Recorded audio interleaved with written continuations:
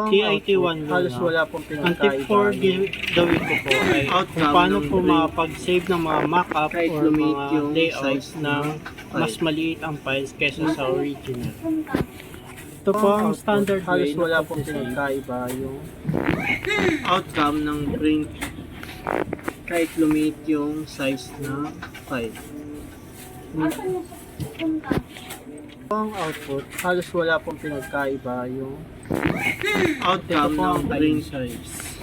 kahit lumit yung size At ito ng naman po ang file. para lumit ang file. Save file.